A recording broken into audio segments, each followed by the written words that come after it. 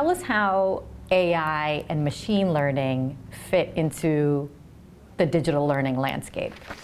It's a really exciting area. I think all of us have watched AI for a few years, waiting for it to mature, waiting for it to land. I think we're now starting to see that in a much more broad scale, and the future is very bright. We are seeing a lot more integration, I think, with more common curriculums and formats of digital engagement with you say chatbots, modalities of learning through AI, where AI assistant, so to speak, is engaging with you throughout the conversation. I can take learning on my own, but I'm engaging with something through AI.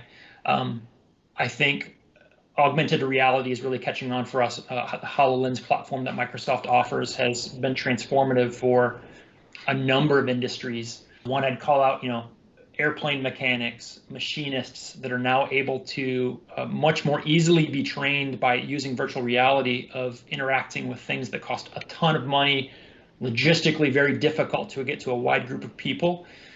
Through AI, we're now able to, and through mixed reality and augmentation, get those environments right in front of the learner.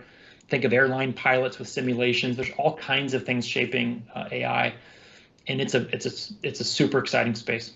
Which one are you sort of most fascinated and excited about from what you've seen? I think probably the education vertical is probably what I'm seeing. Just seeing how AI influences like my own children. I helped my 14-year-old son with his algebra homework last night. He was annotating on top of documents, and he was doing things that I didn't know he could do.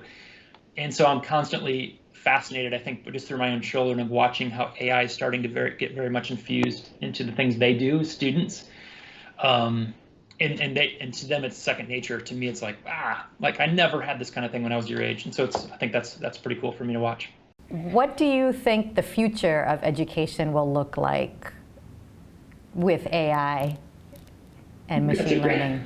You know what? That's great. I struggle at times with the remote element. I want my students, I want my children to be in front of a real learner and being with people. But there's a lot of excitement in the technological. So I lean towards the hybrid approach. I do want to see technology evolve in the education space and grow and give them more options than, I can walk the streets of Paris without having to fly to Paris, and I can interact globally and have my worldview shaped, but do that with a mix of both in-person learning with digital learning. So I'm really excited for that space, and I see it changing monthly, so it's pretty fun.